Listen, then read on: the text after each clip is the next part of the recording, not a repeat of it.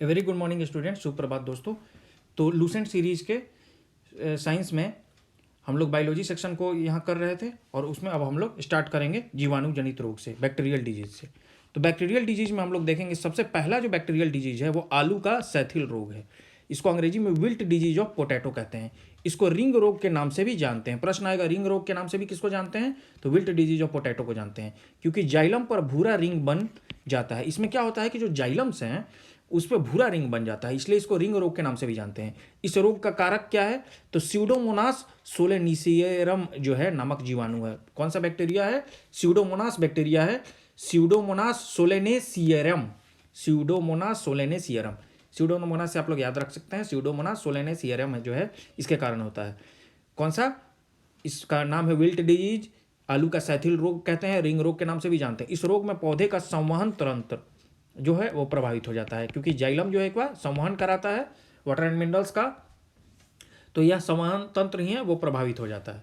दूसरा black arm of cotton. अब पहला तो देखिए ये इंपॉर्टेंट प्रश्न है कि अब विल्ट डिजीज किससे होगा, किसमें होगा, तो विल्ट डिजीज किसमें हो जाएगा, पोटैटो में। ऐसे ही ब्लैक आर्म डिजीज किस में होगा, तो कॉटन में होगा ब्लैक आर्म डिजीज। तो पहले ये जानिए कि डिजीज होगा किस में, अब दूसरा ये जानना है कि किस बैक्टीरिया के कारण होगा, किसका प्रभाव क्या होगा। तो वैसे ही ब्लैक आर्म किसका है, कॉटन का डिजीज है। इस रोग का कारक कौन है, तो जैंथोमोनास नामक जीवाणु है। ठीक है, ब्लैक आर्म का जैंथोमोनास, रिंग रोग का कौन सा, स्यूडोमोनास। ठीक, इस रोग में पत्ती पर छोटी सी जलाद्र संरचना, भूरा रंग हो जाता है, पत्ती पे भूरा रंग होगा इसमें भी। ब्लैक आर्म नाम से ही है, ब्लैक आर्म डिजीज। तीसरा धान का अंगमारी रोग, ब्लाइट ऑफ राइस इसको बोलते हैं, बैक्टीरियल ब्लाइट ऑफ राइस, या धान का अंगमारी रोग। तो पूछ देगा कि अंगमारी रोग किस में होगा, चार आपका पौधे का नाम दे देगा, तो उसमें धान में होता है ये बैक्टीरियल ब्लाइट। यह रोग जैंथोमोनास ओराइजी नामक जीवाणु से होता है। तो जैंथोमोनास से ब्लैक आर्म होता था, तो बैक्टीरियल ब्लाइट होता है जैंथोमोनास ओराइजी से। ठीक है, इसमें पत्तियों की एक या दोनों सतहों पर पीला हरा स्पॉट, तो उसमें भूरा स्पॉट होता था ब्लैक आर्म में, इसमें पीला हरा स्पॉट दिखाई देता है। ठीक है, चौथा जो है साइट्रस कैंकर है। तो इस रोग का कारक कौन है, जैंथोमोनास सीट्री नामक जीवाणु है। जैंथोमोनास, देखिए जैंथोमोनास में अलग अलग नाम दे देके फिर रोग बदल जा रहे हैं। जैसे जैंथोमोनास है सिंपल तो ब्लैक आर्म, जैंथोमोनास ओराइजी आ गया तो धान का अंगमारी रोग या बैक्टीरियल ब्लाइट हो गया, और साइट्रस कैंकर हो गया, जैंथोमोनास सीट्री नामक जीवाणु है। अब इसकी उत्पत्ति चीन में हुई थी, और नींबू की पत्तियों, शाखाओं, फल सभी इस रोग से प्रभावित होते हैं। इसीलिए देखिए सीट्री है, साइट्रिक एसिड, साइट्रस कैंकर है नाम, तो साइट्रिक एसिड नींबू में होता है, तो इसलिए इसका जैंथोमोनास सीट्री याद करने का तरीका हो गया। गेहूं का टुंडू रोग, टुंडू डिजीज ऑफ व्हीट। तो पहले ये प्रश्न पूछ देगा कि टुंडू रोग किस में होता है, तो ये गेहूं में होगा। इस रोग का कारक क्या है, कोरिनोबैक्टीरियम ट्रिटिकी नामक जीवाणु तथा एंजुइना ट्रिटिकी नामक नेमीटोड है। तो आपको याद रखना होगा इसमें बैक्टीरिया और नेमेटोड दोनों से होता है ये। तो अब बैक्टीरिया कौन सा है, कोरिनोबैक्टीरियम ट्रिटिकी, और नेमीटोड कौन सा है, एंजाइना ट्रिटिकी। ठीक है, इस रोग में पत्तियों के नीचे का भाग जो है मुरझाकर मुड़ जाता है, तो पत्ती का जो नीचे वाला भाग है वो मुरझाएगा और मुड़ जाएगा। करनाल बंट भी गेहूं की बीमारी है, तो करनाल बंट गेहूं की बीमारी हो गई, टुंडू डिजीज भी है वो गेहूं की बीमारी हो गई। करनाल जो है वो आपका कहाँ है, तो करनाल हरियाणा में है, और वहाँ जो है गेहूं की पैदावार होती है, इसलिए करनाल बंट आप इस तरीके से याद रख सकते हैं कि यह गेहूं की एक बीमारी है। अब तीसरा जो हम लोग देखेंगे, तत्वों की कमी से उत्पन्न रोग देखेंगे। तो पौधों में तत्वों की कमी से भी कुछ उत्पन्न रोग होते हैं, तो कौन कौन से रोग लक्षण और किस तत्व की कमी से उसको देखते हैं, आइए। तो आम एवं बैंगन में क्या होगा, जस्ता की कमी से। ठीक है, तो आम एवं बैंगन में और लिटिल लीफ में जो है वो जस्ता की कमी से होगा। नींबू में, आम एवं बैंगन में कौन सा किसकी कमी से होगा, जस्ता की कमी से होगा, और बीमारी का नाम क्या है, लिटिल लीफ।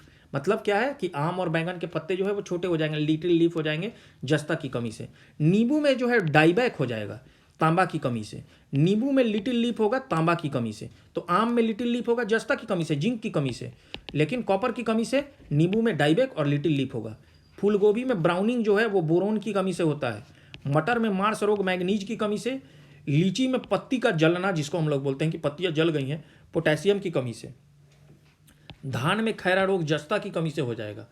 आलू का ब्लैक हट रोग, जो आलू में एक रोग होता है, पहले तो ये सब देखिए रोग पूछ देगा कि लिटिल लीफ, डाइक बैक, जैसे ब्लैक हट रोग आलू में होगा, तो ये क्यों होगा, तो ये O2 की कमी, अगर आलू का भंडारण में अगर ऑक्सीजन की कमी हो गया तो वहाँ ब्लैक हट हो जाएगा। आंवले में क्या होगा, निक्रोसिस हो जाता है बोरोन की कमी से। तो देखिए फूल गोभी में ब्राउनिंग होगा बोरोन की कमी से, आंवले में निक्रोसिस हो जाएगा बोरोन की कमी से। सलजम में वाटर कोर डिजीज हो जाएगा मैग्नीज की कमी से। किसकी? मैग्नीज की कमी से। ये माफ़ कीजिएगा, मैग्नीज की कमी से ये Mn होगा, Mn होगा ये मैग्नीज की कमी से, ठीक है। गाजर में क्वार्टर स्पॉट होता है कैल्शियम की कमी से, ठीक है। कैल्शियम की कमी से क्या होगा? Quarter spot. मक्का में व्हाइट बर्ड हो जाएगा जस्ता, जिंक Zn की कमी से। और चुकंदर में हॉट रॉट हो जाएगा, क्या क्या होगा? हॉट रॉट हो जाएगा बोरोन की कमी से। तो ये एक टेबल जो है आप लोग को याद कर लेना होगा, ठीक है। ये याद करना बहुत जरूरी है कि कौन से रोग हैं, लक्षण डायरेक्ट एग्जाम में पूछ देता है। अब हम लोग देखेंगे वनस्पति शास्त्र से संबंधित कुछ अनमहत्वपूर्ण तथ्य। कुछ अनमहत्वपूर्ण तथ्य हम लोग देख लेंगे जो कि बहुत इंपॉर्टेंट है, डायरेक्ट उससे प्रश्न आ जाएंगे। वन लाइनर ये है, जैसे लौंग जो है फूल की कली से प्राप्त होती है। पिछले बीपीएससी में पूछ दिया था 66वीं बीपीएससी में कि लौंग किससे प्राप्त होगी। 4 ऑप्शन रहेगा। एक ऑप्शन क्या है कि फूल की कली से लौंग प्राप्त होती है। केसर मसाला जो सैफरॉन स्पाइस से बनाने में पौधों का वर्तिकाग्र स्टिग्मा भाग काम में लाया जाता है। तो केसर का एक फूल होता है, उसका जो स्टिग्मा होता है, जो फूल में जो स्टिग्मा होता है, ये आपका अगर मान लीजिए फूल हो गया, तो इसका जो स्टिग्मा है, तो इसका स्टिग्मा से आपका क्या है? सैफरॉन बनता है, जिसको हम लोग केसर बोलते हैं। हीरोइन जो है अफीम के पोस्ता से प्राप्त होती है, ठीक है। हीरोइन किससे प्राप्त होगी? अफीम के पोस्ता से। एजोला नामक जलीय फर्न को, एजोला क्या है? एक जलीय फर्न है और यह जैव उर्वरक माने बायो फर्टिलाइजर के रूप में इसको प्रयुक्त किया जाता है। अब जीवित जीवाश्म के बारे में हम लोग पढ़ेंगे। वे जीव जो आज से लाखों वर्ष पहले इस पृथ्वी पर उत्पन्न होकर किसी प्रकार प्राकृतिक परिवर्तनों से अप्रभावित रहकर आज भी पृथ्वी पर पाए जाते हैं, वो जीवित जीवाश्म कहलाते हैं। मतलब लिविंग फॉसिल्स कहते हैं उनको। क्यों? क्योंकि जीवित जीवाश्म का पाया जाना यह प्रमाणित करता है कि जैव विकास हुआ है। तो उदाहरण जैसे जिंकगो वृक्ष है, साइनोबैक्टीरिया हो गया, फर्न होगा, रेड पांडा हो गया, कोआला हो गया, अडवार्क हो गया, लैरोमोट बिल्ली, लैरोमोट कैट जो हो गया, सीलाकेंथ, ये सब क्या है? लिविंग फॉसिल्स है, जीवित जीवाश्म है। क्योंकि ये बहुत पहले से पाए जा रहे हैं और उनमें किसी प्रकार का प्राकृतिक परिवर्तन हुआ नहीं है, आज भी हैं वो पृथ्वी पर, तो वे लिविंग फॉसिल्स हैं।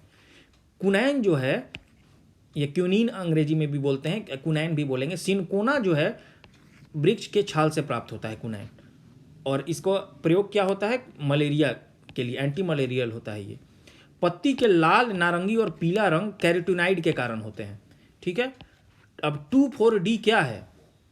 प्रश्न आ जाएगा। 2,4-D है तो ये खरपतवार नाशी है। 2,4-D खरपतवार नाशी के लिए 2,4-D क्या है? खरपतवार नाशी है एक। ये इसको हर्बिसाइड हम लोग बोल सकते हैं, हर्बिसाइड है, ठीक है। जैसे पेस्टिसाइड होता है पेस्ट के लिए, कीड़े मकोड़े मारने के लिए खेतों में प्रयोग करते हैं, वैसे खरपतवार को मारने के लिए हर्बिसाइड यूज करते हैं। 2,4-D एक हर्बिसाइड है। आगे देखते हैं हम लोग। वाणिज्यिक मूल वाला कॉर्क जो है वो क्वेकर्स सुवेर से प्राप्त होता है। तो कॉर्क जो जिसका हम लोग प्रयोग करते हैं वो क्वेरकस सुवेर से प्राप्त होता है। विश्व का सबसे अधिक तेजी से बढ़ने वाला जल पादप कौन सा है? जल हायासिंथ है। जल हायासिंथ, वाटर हायासिंथ है, वाटर हायासिंथ बोलते हैं इसको, जिसको जलकुम्मी भी बोलते हैं हम लोग। तो सबसे अधिक तेजी से बढ़ने वाला है ये। अब कुछ तथ्य हैं और उसके उदाहरण एवं वितरण दिए हुए हैं, ठीक है। तो सबसे बड़ा आवृत बीजी बीज वृक्ष कौन सा है? यूकेलिप्टस। देखिए वन लाइनर है, डायरेक्ट प्रश्न आ जाएंगे इससे। सबसे बड़ा आवृत बीजी वृक्ष यूकेलिप्टस। संसार में सबसे लंबा वृक्ष, तो ये सिकोया वृक्ष है, यह एक नग्न बीजी है। इसकी ऊंचाई 120 मीटर है। इसे कोस्ट रेडवुड ऑफ कैलिफोर्निया भी कहते हैं। सबसे छोटा आकार में आवृत बीजी पौधा, तो सबसे बड़ा आवृत बीजी पौधा कौन सा है? यूकेलिप्टस। और सबसे छोटा कौन सा है? तो लेमनना का पौधा है, यह जलीय आवृत बीजी है जो भारत में भी पाया जाता है। सबसे बड़ी पत्ती वाला पौधा तो कौन सा है? विक्टोरिया रीजिया बोलते हैं, यह भारत में बंगाल में पाए जाने वाला जलीय पादप है, विक्टोरिया रीजिया। सबसे बड़ी पत्ती वाला पौधा यही है। सबसे बड़ा बीज 12 इंच लंबा बीज होता है। तो कोकोडिमर प्रजातीय स्पीसीज का नाम क्या है? लोडोसिया मालडीविका। तो लोडोसिया मालडीविका का कोकोडिमर जो है उसका सबसे बड़ा बीज होता है। सबसे छोटा टेरिडोफाइटा, तो कौन सा है सबसे छोटा टेरिडोफाइट? एजोला है। और एजोला क्या होता है? जलीय पादप है। सबसे छोटे बीज किसके होते हैं? ऑर्किड्स के होते हैं। सबसे छोटा पुष्प किसका होगा? वुल्फिया का होगा। और इसका व्यास जो है, डायमीटर जो है 0.1 मिलीमीटर, सोचिए कितना कम होता है। तो सबसे छोटा पुष्प है ये। सबसे बड़ा पुष्प कौन सा होगा? रेफ्लेसिया ऑर्नोल्डाई। रेफ्लेसिया ऑर्नोल्डाई का सबसे बड़ा पुष्प होगा। इसका व्यास 1 मीटर, डायमीटर 1 मीटर तथा भार लगभग 8 किलोग्राम तक का पुष्प है ये। यह वाइटिस की जड़ पर परजीवी है। यह एक्चुअल में वाइटिस नाम का कोई पौधा है, उसकी जड़ पर यह परजीवी है। ये पैरासाइट है ये। सबसे छोटा आवृत्त बीजी क्या है? सबसे छोटा आवृत्त बीजी परजीवी कौन सा है? तो ये आर्सिथोबियम है। यह एक द्विबीजपत्री है। आर्सिथोबियम क्या है? सबसे छोटा आवृत्त बीजी है और ये एक द्विबीजपत्री है जो नग्न बीजियों के तने पर पूर्ण परजीवी है। सबसे बड़ा नरयुग्म क्या है? साइकस है। यह एक नग्न बीजी पादप है। सबसे बड़ा बीजांड क्या है? साइकस है। जीवित जीवाश्म साइकस। सबसे छोटे गुणसूत्र शैवाल में। सबसे लंबे गुणसूत्र ट्राइलियम में। सबसे ज्यादा गुणसूत्र वाला पौधा ऑफ्लियोग्लोसम फर्न। ऑफ्लियोग्लोसम जो है वो सबसे ज्यादा गुणसूत्र है इसमें, जिसके डिप्लॉयड कोशिका में 1266 गुणसूत्र होते हैं। अब समझिए कि मनुष्य में 23×2 मतलब 46 होते हैं और इसमें 1266 गुणसूत्र होते हैं। सबसे कम गुणसूत्र वाले पादप हैप्लोपोपस ग्रेसिलियस। सबसे छोटा नग्न बीजी पादप जेमिया पिग्मिया। सबसे भारी काष्ठ वाला पौधा जिसका सबसे हेवी जो है वुड होता हो, हार्डविचिया बाइनेका। सबसे हल्की काष्ठ वाला पौधा ओक्रोमा लेगोपस। सबसे छोटी कोशिका माइकोप्लाज्मा गैलीसेप्टिकम। ये हम लोग पढ़ चुके हैं कि सबसे छोटी कोशिका माइकोप्लाज्मा गैलीसेप्टिकम और सबसे बड़ी कोशिका किसकी होती है? तो न्यूरॉन्स की होती है। तो छोटी कोशिका माइकोप्लाज्मा गैलीसेप्टिकम। टेनिस गेंद जैसा फल, केंथ फल। जंगल की आग को हम लोग ढाक काफ़ी देने वाला पौधा कोफिया अरेबिका, इसमें कैफीन होती है। कोको देने वाला पौधा कौन सा है? थियोब्रोमा कैकेओ, और इसमें थियोब्रोमीन व कैफीन दोनों होती है। अफीम देने वाला पौधा पोपी, इसका नाम क्या है? पेपावर सोमेनिफेरम। तो पेपावर सोमेनिफेरम, इसमें मोपीन होती है। ठीक है, तो यहाँ जो है ये कंप्लीट हो जाता है पादप चैप्टर जो है हमारा।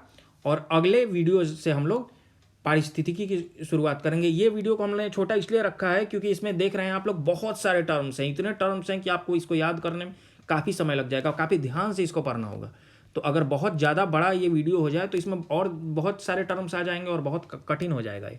इसलिए वीडियो को हम लोग छोटा रख रहे हैं क्योंकि एक एक टर्म को आप लोग याद कर लें, क्योंकि हर टर्म अपने आप में इंपॉर्टेंट है। तो और लगातार ऐसे वीडियो आते रहेंगे जब तक हमारा पूरा 45 डेज का कोर्स है, जब तक हमारा पूरा 100% सिलेबस कंप्लीट नहीं हो जाता, वीडियो आते रहेंगे।